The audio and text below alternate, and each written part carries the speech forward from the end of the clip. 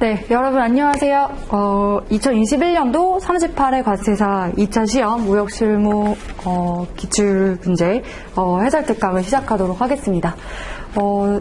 우선은 전체적으로 문제는 다들 한번 보셨겠지만 문제의 난이도 자체가 그렇게 어려운 편은 아니었다. 아마 시험장에서 문제를 받아보시면서 다 내가 공부한 부분에서 나왔긴 나왔구나 라는 생각은 하셨을 거예요. 그런데 아마 이제 답안을 쓰시면서 내가 규정에 있는 내용들을 좀 더 정확하게 암기를 할 걸, 이런 생각들을 많이 하셨을 거라고 생각이 드는데, 일단은 문제 자체가 아무래도 2020년도 기출문제와 마찬가지로 조금 단순 암기에서 서술하는 방식의 좀 이론보다는 좀 규범을 중심으로 정확하게 공부한, 기본에 충실해서 공부한 분들이 고득점을 할 수 있었던 문제의 유형이 나왔다, 이렇게 평가를 하고 싶습니다.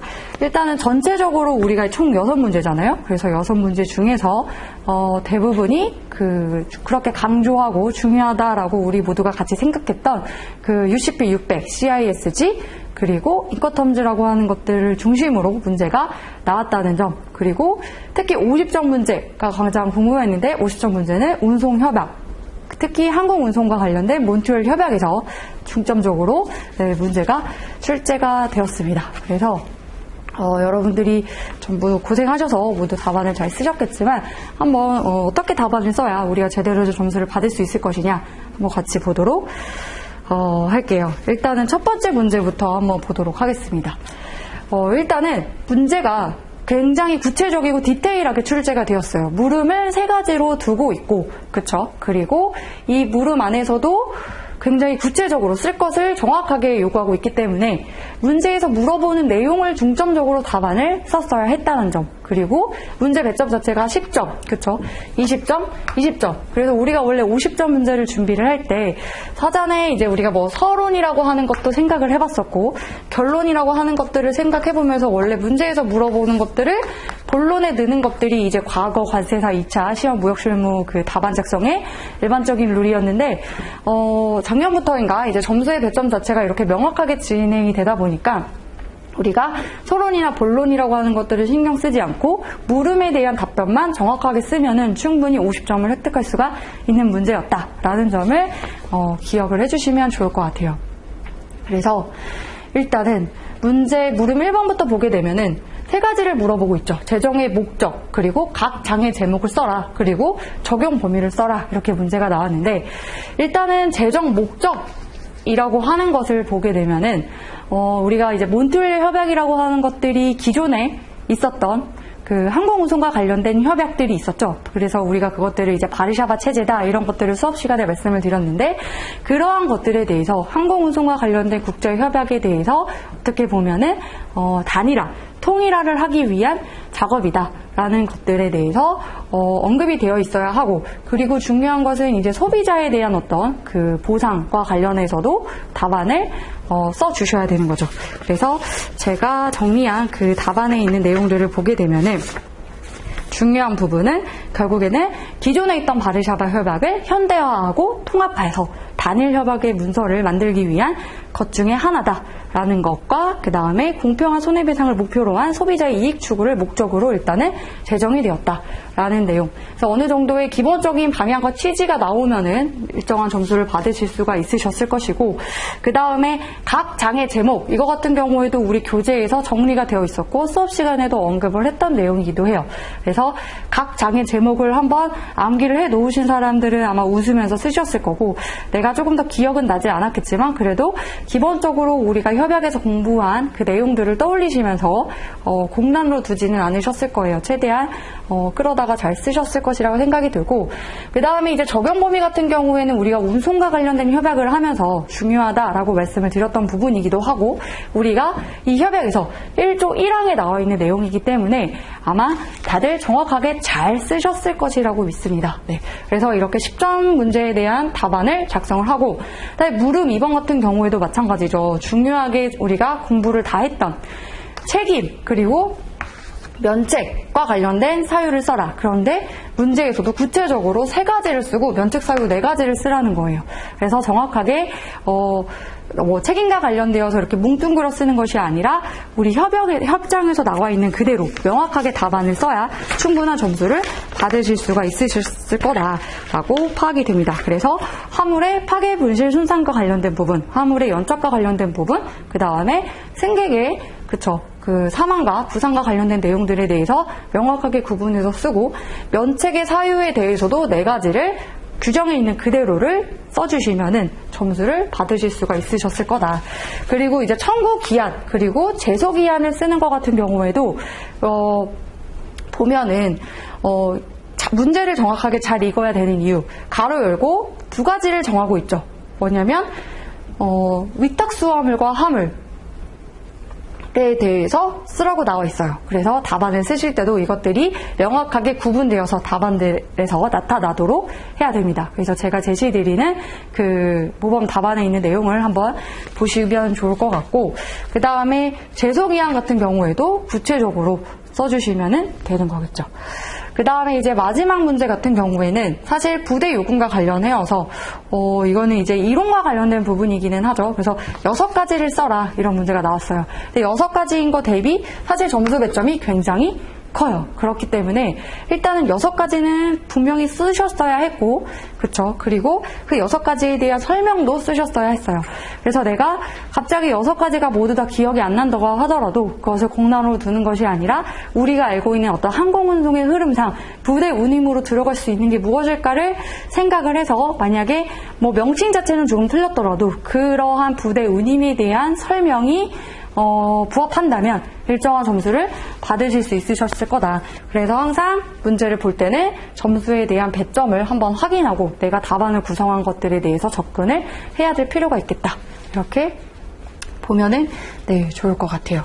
그래서 제가 이제 그 해설 답안에는 이 부대 운임에 대해서 지금 제시를 해놓기를 전체 9가지를 지금 적어놨는데, 어쨌든 문제 자체에서는 지금 6가지를 쓰고 그 6가지에 대한 설명만 충분하다면 굳이 많이 쓰지 않더라도 점수를 받으실 수 있으셨을 거다. 그런데 저라면 최대한 내가 알고 있는 모든 것들을 다 쓰려고 했을 거예요. 네.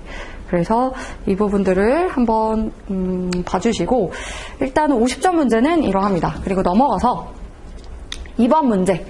2번 문제 같은 경우에는 외국항거래법에서 문제가 나왔죠. 그리고 문제에서는 지금 외국항거래법상 21조 2라고 제시를 하고 있지만, 사실상 지금 문제에서 물어보고자 하는 부담금 납부 의무자의 5개의 기관이라고 하는 것은 시행령에 나와 있는 내용이라는 거죠. 아마 그래서 답안을 쓰실 때도 이거 시행령에 있는 내용인데 라고 생각을 하셨을 수도 있어요. 그렇지만 일단 우리는 이 문제에 대해서 사실 규정에 있는 내용 그대로를 쓰면 됩니다.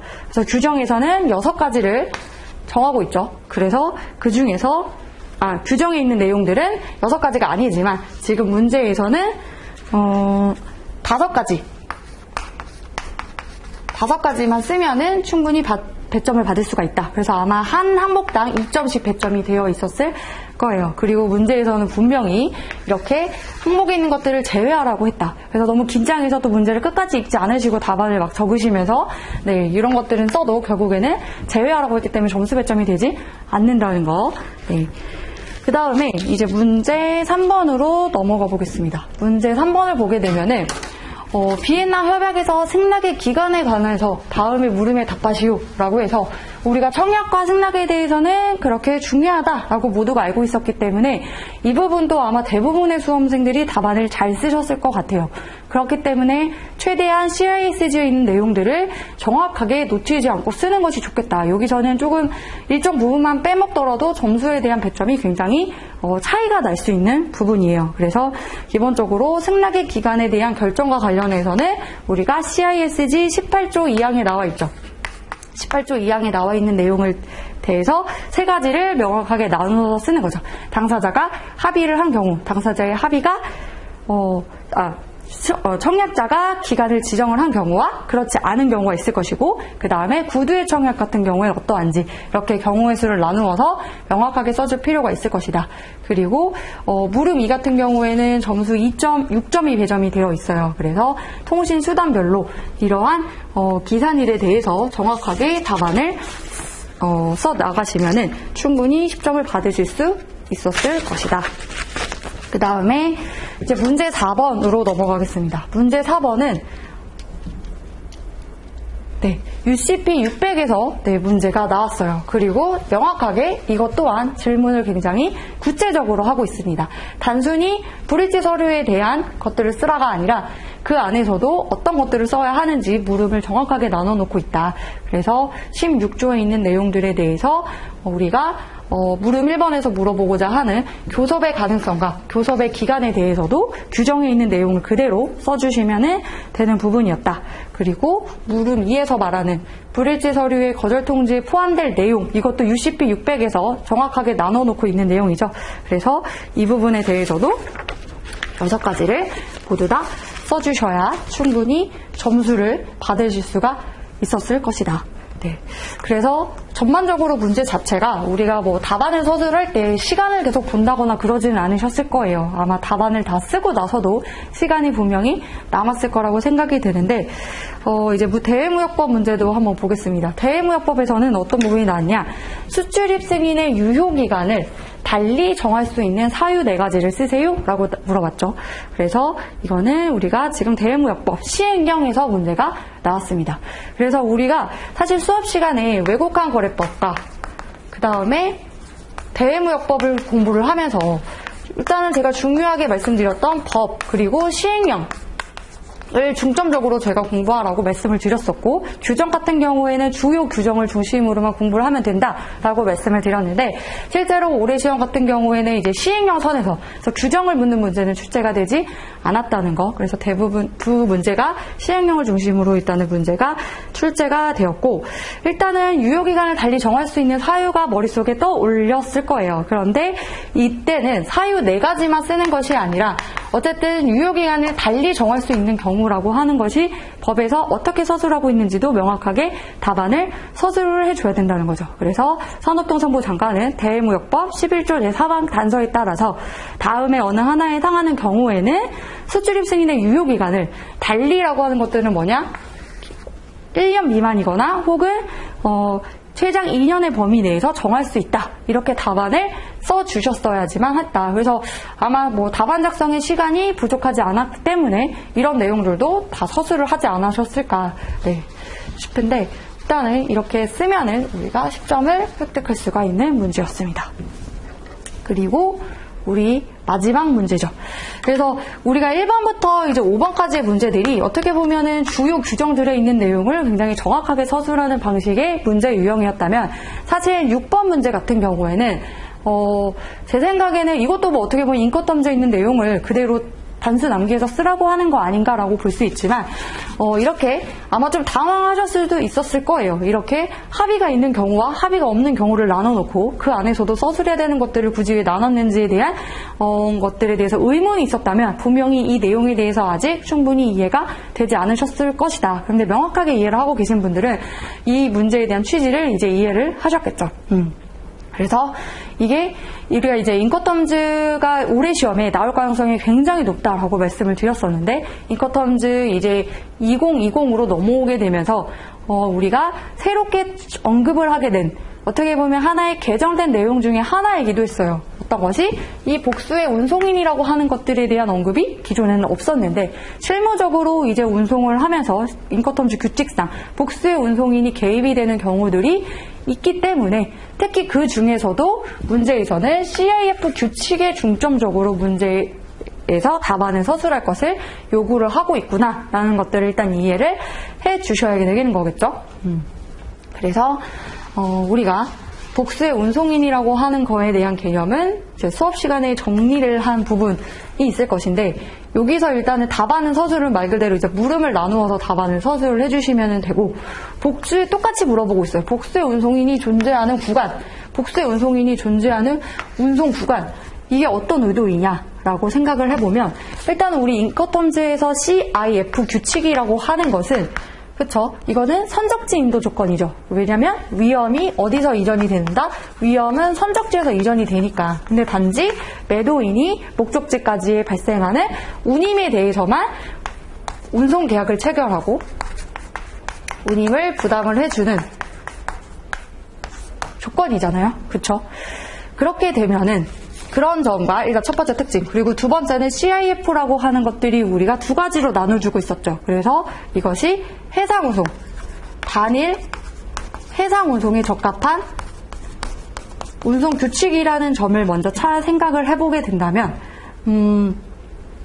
이렇게 되면은 어떠냐, 만약에 일단은 선적항에서, 그쵸, 선적항에서 배에 물건을 실어서 이제 가는 조건이죠. 해상운송이기 때문에. 그쵸? 그랬을 때 일단은 당사자의 만약에 선적항에 대한 합의가 있었다라고 한다면 우리가 원래는 어때요? 선적항에 대한 합의가 있으면 이 선적항에서 물건을 실어서 운송을 하기 위해서, 그렇죠? 운송인에게 물건을 인도를 하게 되는 것인데, 이때 복수의 운송인이 왜 발생하느냐? 이 선적항에서 선적을 하기 이전에 우리가 바지선이나 피더선을 이용을 할 수가 있다라는 거죠. 그러면 어떻게 해요? 실제로 운송 계약 자체는 이렇게 되는 거라고 하더라도 매도인의 입장에서는 어떻게 볼 수가 있느냐면은 후속 운송인에 대해서 물건을 인도하기 이전에 이미 바지선이나 피더선, 바지 운송인이나 피더 운송인에게 물건을 인도를 하게 됨으로 인해서 위험의 이전 시점이 선적항에서의 이제 그 선적항 이후냐, 이 시점이냐, 아니면은 그 이전 후속 운송인에게 인도하기 그 이전에 인도가 된 이렇게 바지선이 있었다 하면은 이 시점이냐 이렇게 볼 수가 있다라는 거죠. 그래서 우리가 당사자 간에 선적항에 대한 일단은 합의가 있는 경우에는 이렇게 선적항에서 인도하게 되는데, 그런 합의가 없을 때는 어떻게 해요? 매수인의 입장에서는 사실 이 부분에 대해서 위험의 구간이 연장이 된다. 그래서 이 부분 때문에 인커텀즈 규칙에서 언급을 하고 있는 것이라고 보면 될 것 같아요. 그래서 복수의 운송인에 대한 답안을 서술을 하실 때에는 아마 그 인커텀즈 규칙에서 예시를 들고 있는 피더선이나 바지선에 대한 언급은 여러분들이 잘 하셨을 거예요. 그런데 어떤 차이점이 있느냐? 일단은 당사자 간에 합의가 있을 때에는 매도인이 합의된 선적항으로 물품을 가져가기 위해서 인도항에서 피더선, 바지선을 사용을 하는 경우를 언급을 하면 되는 것이고, 만약에 우리가 당사자 간에 합의가 있을 때에는 매도인이 당사자 간에 합의가 없을 경우에는 매도인이 운송계약 체결에 있어서 자신의 목적에 가장 적합한 인도항으로 이제 정해놓고 피더선, 바지선을 사용해서 운송을 하게 되면은 그때 복수의 운송인이 개입을 하게 되는 것이다 라고 해서 이거를 두 가지를 서술을 하실 때 이 부분에 대한 차이점이 있다라는 점. 그래서 위험 이전 시기는 그러면 언제 이전이 되는 것이냐? 일단 당사자 간에 합의한 선적항이 있다면 그러한 선적항에서 물건이 선박에 적재가 되면은 위험이 이전이 되는 것이다.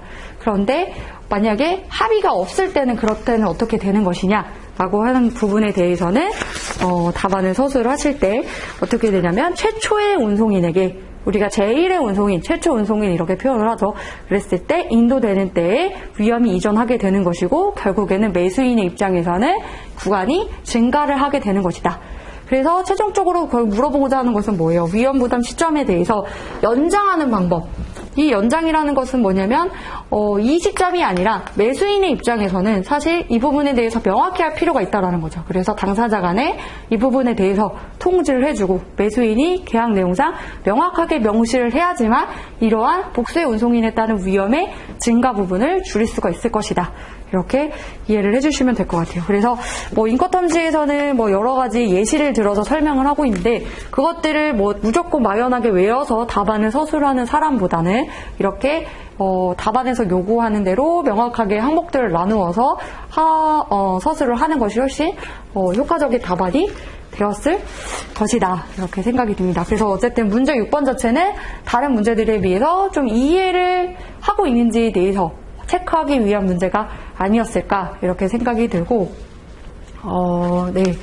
일단은 전체적으로 문제의 난이도는 그래서 저는 2020년도가 좀 이게 중하 정도였다면 올해의 시험 문제는 난이도가 한 중 정도 되었을 것 같아요. 그래서 일단은 우리가 올해의 시험을 통해서 생각을 해보는 것은 역시나 중요한 무역법 규범에 대해서는 중요하게 생각을 하고 되도록이면은 정확하게 기본에 충실해서 암기를 해야겠다라는 점, 그런 것들을 조금 명심했으면 좋겠습니다.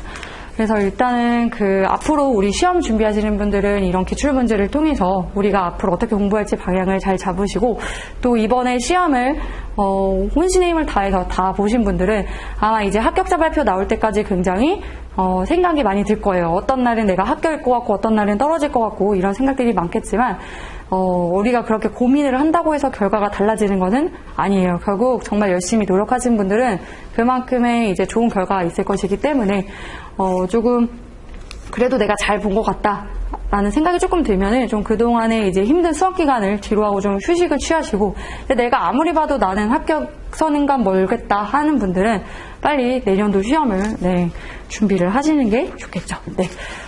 모두 고생 많으셨고요. 여러분들이 모두 좋은 결과가 있기를 기도하겠습니다. 고생하셨습니다.